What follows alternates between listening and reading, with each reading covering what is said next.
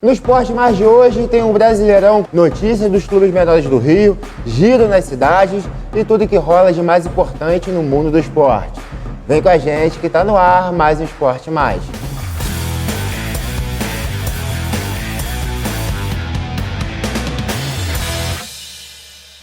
Começando mais um Esporte Mais e a gente confere como que foram os jogos pelo Brasileirão. Começando pelo Fluminense, que no sábado recebeu o time do Palmeiras em casa. Ótimo jogo, casa cheia e o Palmeiras saiu na frente com um lindo gol de Rony de bicicleta, deixando o líder do campeonato em vantagem. Na segunda etapa o Fluminense melhorou, empatou com o Manuel de cabeça, mas ficou por isso mesmo. Final 1-1, o Fluminense hoje é o terceiro colocado e o Palmeiras segue como líder do Brasileirão. Maurício, o que você viu desse jogo? O que você pode comentar para a gente? O Fluminense jogou muito bem. Se tivesse um vencedor, acho até que o vencedor deveria ter sido o Fluminense, mas a trave atrapalhou e o adversário também, né? A qualidade individual que a gente fala com relação ao Flamengo também pesa a favor do Palmeiras. O Rony fez um golaço que botou o Palmeiras em vantagem, depois o Manuel empatou e o Fluminense teve possibilidade até de virar o jogo, mas não conseguiu. Continuo achando que o título fica entre Palmeiras e Flamengo, até porque o Atlético Mineiro, uma série de tropeços seguidos, já praticamente deu adeus à possibilidade de disputar o título, né? Não só matematicamente, como não teve liga essa volta do Cuca ao comando da equipe, né? O Atlético tem jogado mal e isso faz com que Flamengo e Palmeiras, mais do que nunca, sejam os favoritos. O Palmeiras ainda tem uma vantagem, mas essa vantagem não está tão expressiva quanto já foi e o Flamengo segue sonhando em ganhar os 3 grandes títulos da temporada. Bom, agora a gente assiste um trechinho da entrevista do técnico Fernando Diniz após o empate contra o Palmeiras em 1-1, dizendo que ainda não jogou a toalha para o título do Brasileirão. Vamos assistir. Boa noite. Em relação à primeira pergunta, a gente jogou bem na quarta-feira também. A torcida, obviamente que ela não ia ter o mesmo reconhecimento, porque a gente estava com a partida na nossa mão, o jogo estava 2-1, a gente estava muito perto de fazer o terceiro e no finalzinho do jogo entregamos uma bola boba e foi uma torcida de água fria. Então a torcida se sentiu machucada, todo mundo se sentiu entristecido. Hoje, ao contrário, embora a gente não tenha marcado o gol, foi uma equipe que jogou assim, com uma alma tricolor, com uma alma valente e tentando de todas as formas. O time foi para frente, tivemos todas as melhores chances do jogo para poder fazer o 2-1 e até o 3-1, e a bola infelizmente não entrou. Então ela soube reconhecer isso e como ela tem sabido reconhecer, tem dado um show constantemente, tem sido um grande fator assim, para a gente ter sido o nosso maior craque. A torcida tem comparecido sempre em grande número e eu só tenho agradecimento ao torcedor. Outra pergunta qualquer? Eu já respondi tudo? Do Palmeiras com a taça? Eles mantiveram, em relação a gente, mantiveram a diferença. O campeonato está em aberto ainda. É lógico que a gente não pode desconsiderar que eles têm uma vantagem grande e é um time também bastante consistente. Mas tem muito jogo pela frente. Muito jogo pela frente e todo mundo que tem chance tem que acreditar na possibilidade do título. Então a gente vai procurar fazer o nosso melhor, jogo a jogo, e vamos ver o que acontece aí no futuro. Vamos falar de Série B. O Vasco não vive uma grande fase nos campos. Desta vez perdeu para o Bahia, fora de casa, de virada. Vamos aos gols. Ricardo Goulart abriu o placar com um gol contra para o Vasco. E o Vasco retribuiu o presente com o Quinteiro também contra. Em seguida, Goulart se redimiu e fez o gol da virada, fazendo seu primeiro gol com a camisa do Bahia e dando a vitória ao time que tem grandes chances de voltar para a Série A, que hoje é o terceiro colocado. O Bahia vence o Vasco e coloca o Vasco numa situação muito difícil na Série B, já que o Londrina venceu e encostou aí no Vasco, que hoje é o quarto colocado. Maurício, o que você viu do Vasco?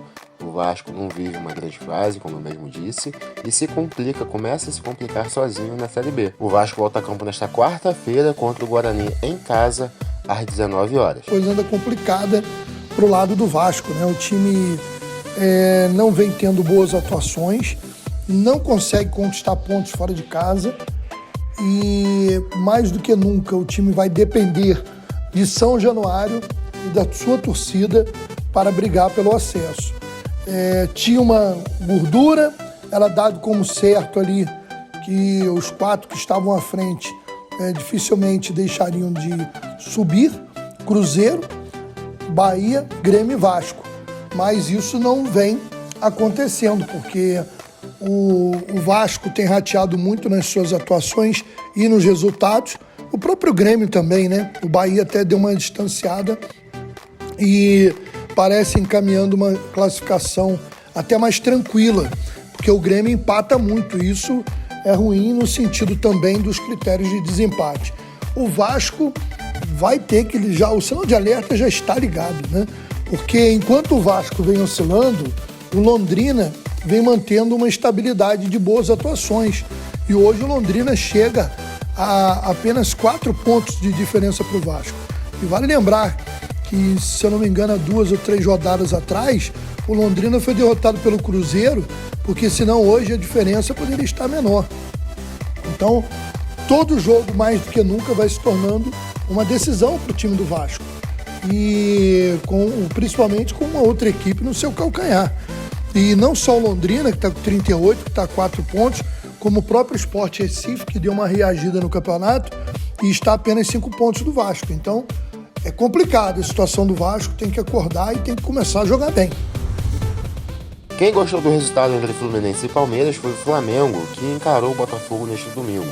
O jogo em si não foi ruim e não teve aquele grande favoritismo do Flamengo. O Botafogo criou, mas não foi o suficiente para arrancar a vitória dentro de casa. O Flamengo venceu com um gol de Vidal, o único gol da partida. E com o resultado, o Flamengo agora está a 6 pontos do Palmeiras, entrando de vez na briga pelo título. Maurício, tá difícil de aturar esse Flamengo. O Flamengo consegue a vitória e agora encosta de vez no líder Palmeiras. O Flamengo ganhou o seu jogo em cima do Botafogo e viu o Fluminense e Palmeiras empatarem. As duas equipes que hoje, matematicamente, junto com o Flamengo e ainda o Corinthians, brigam mais na ponta da tabela de classificação. Eu acho que a rodada foi boa não só pelos resultados, mas também por como se desenrolou o jogo entre Flamengo e Botafogo, onde os reservas do Flamengo não repetiram atuações tão boas quanto em outros jogos. E a verdade é que o Botafogo tivesse um pouco mais de qualidade no seu elenco, é possível que pudesse ter empatado ou até ganho o jogo, porque teve mais posse de bola, maior número de finalizações, mas aí em um lance praticamente do Pedro que definiu o resultado, brilhou a diferença de categoria, a diferença de qualidade individual entre as equipes. O Flamengo venceu o jogo por 1-0, num jogo em que o Botafogo tem como lamentar pela atuação que teve. Não que o Botafogo foi brilhante, mas o Flamengo parecia um time que sente o peso da maratona de jogos. Pelo menos isso me passou essa impressão nesse jogo entre Flamengo e Botafogo. O Dorival também falou após a partida e a gente assiste um trechinho da coletiva após a vitória no Clássico contra o Botafogo. Uma vitória realmente muito importante, uma vitória que nos mantém vivos aí numa competição onde até 11 rodadas atrás nós tínhamos 13 pontos de diferença para o líder do campeonato. E hoje essa diferença caiu consideravelmente. Nós estamos fazendo um trabalho, juntamente com toda a diretoria e jogadores, de uma maneira muito consciente daquilo que é necessário para uma partida ou outra. Jogamos hoje em razão do resultado, não poderia ter sido diferente. Alcançamos esse resultado importantíssimo. Enfrentamos uma equipe que com uma disposição impressionante desde o primeiro minuto de jogo. E para nós, num contexto geral, foi um resultado que pode ser aí um divisor, pode consolidar uma aproximação com os líderes do campeonato, e isso tem um fator importantíssimo que de repente ali na frente poderá nos ajudar. Eu espero que tenhamos tido a consciência também daquilo que representou toda semana de trabalho. Foram praticamente 2 decisões novamente, né? E estaremos nos preparando para uma terceira agora, quarta-feira, fora de casa. Então, são quase que 5 jogos fora de casa, onde nós alcançamos resultados aí importantes e sequenciais que nos fazem estar presentes em todas as competições. Aliás, a única equipe presente em 3 competições e jogando as 3 para tentar chegar aos melhores resultados. Bom, agora a gente confere a rodada completa do final de semana. Começando no sábado, tirando o jogo do Fluminense que a gente já falou, o Goiás conseguiu uma vitória para cima do Atlético Goianiense por 2-1 em casa. O Coritiba também venceu o Avaí por 1-0 e Ceará e Atlético Paranaense ficaram no empate em 0-0.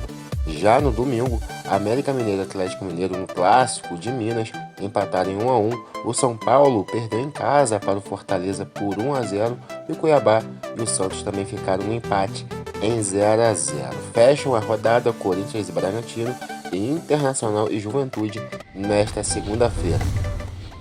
Libertadores, ela voltou. Vamos falar das semifinais que já ocorrem nesta terça-feira. Primeiro jogo entre Atlético Paranaense e Palmeiras às 21h30. Já na quarta, Vélez e Flamengo também duelam às 21h30, mesmo horário. Maurício, o que você vê desses jogos? Qual é o seu palpite? O que você arrisca aí para Atlético Paranaense, Palmeiras e Vélez e Flamengo? Bom, meu amigo Isaac, é o seguinte: não dá para falarmos de um jogo apenas, dos 90 minutos. Temos que falar do confronto de 180 minutos. Flamengo e Palmeiras são favoritos para chegarem na decisão da Libertadores. Porém, eu vejo um favoritismo maior para o Flamengo em relação ao Vélez do que para o do Palmeiras para o Atlético Paranaense. Primeiro que, embora o Palmeiras venha jogando bem, tenha uma grande temporada, o Palmeiras não é aquele time que você acha que o Palmeiras vai ganhar de quem quiser a hora que quiser. Como às vezes o Flamengo dá essa impressão. Porque o Flamengo às vezes consegue não ter partidas brilhantes, mas em poucos minutos liquidar o jogo. O Palmeiras sempre parece que consegue as suas vitórias com um pouco mais de dificuldade, sem dar essa sensação de que a qualquer momento pode resolver a partida. O Palmeiras tem que se esforçar mais, o Palmeiras tem que se multiplicar mais, porque não tem a força ofensiva que tem o Flamengo. Isso é uma realidade. Não existe hoje no futebol brasileiro ninguém com a força ofensiva que tem o Flamengo, e tanto dos jogadores que entram quanto quando mexe na equipe para entrar os suplentes. Se formos analisar os dois confrontos, principalmente pelo fato de jogarem o segundo jogo em casa e por serem equipes melhores, Palmeiras e Flamengo são favoritos. Mas acho que o Furacão tem mais chances de aprontar para cima do Palmeiras do que o Vélez para cima do Mengão. Agora nós vamos ao giro dos clubes do Rio com meu amigo Maurício Aragão.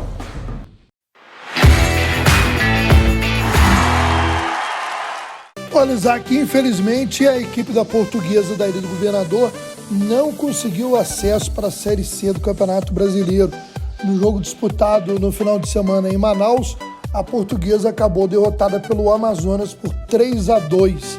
A Onça Pintada, como é chamado o time do Amazonas, fez 3-0 ainda no primeiro tempo, com Yuri Ferraz, Miliano e Juan. Parecia que a fatura estava liquidada, né? Uma vitória tranquila do Amazonas na primeira etapa, mas a Luzinha reagiu no segundo tempo, com 2 gols do Luan. Chegou então a pressionar em busca do terceiro gol, pois o empate levaria a disputa para os pênaltis. O primeiro jogo havia sido 1-1 no Rio de Janeiro. Mas infelizmente para o futebol fluminense, né, não tivemos aí o acesso da Portuguesa, que acabou mesmo derrotada pelo placar de 3-2. Vale lembrar que nós teremos aí nesta segunda-feira o time do Volta Redonda jogando em casa contra a Aparecidense pelo Campeonato Brasileiro da Série C. Volta Redonda ainda um pouquinho na ressaca de comemorar o título do estadual da Série A2, vencida sobre o Olaria por 3-0.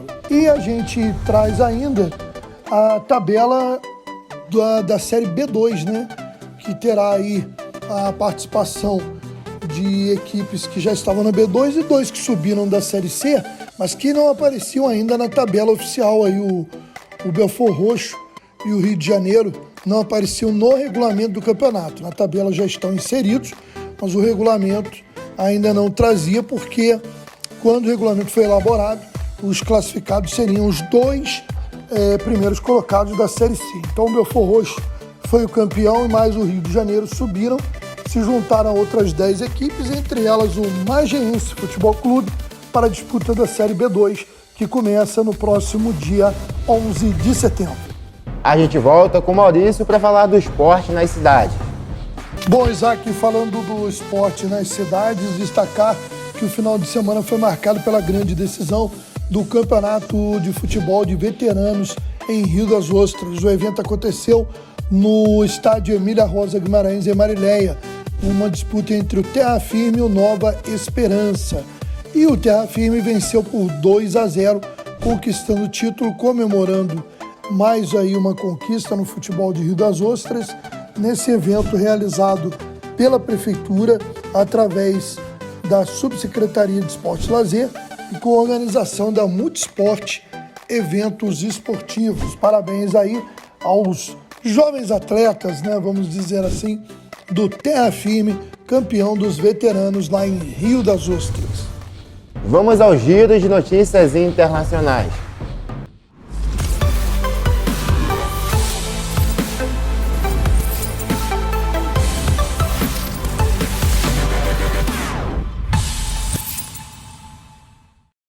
O atacante Cavani desembarcou nesta segunda-feira na cidade de Valência, depois de chegar a um acordo verbal com o Valência.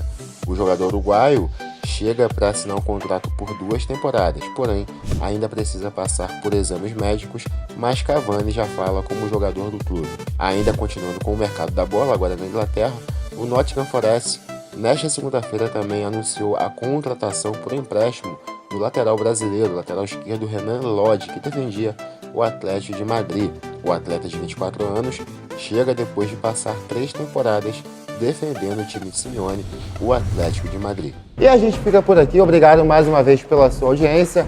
Equipe técnica, fiquem com Deus e até o próximo Esporte Mais. Tchau, tchau.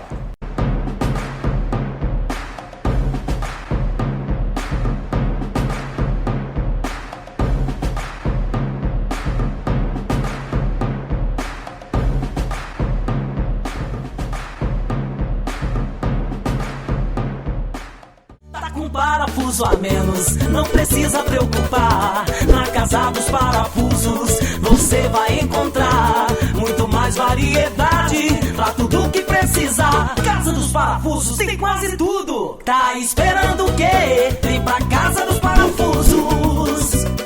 Avenida Dedo de Deus, 229, Loja 1, Centro de Guapimirim. Telefone 2632-4836. Casa dos Parafusos.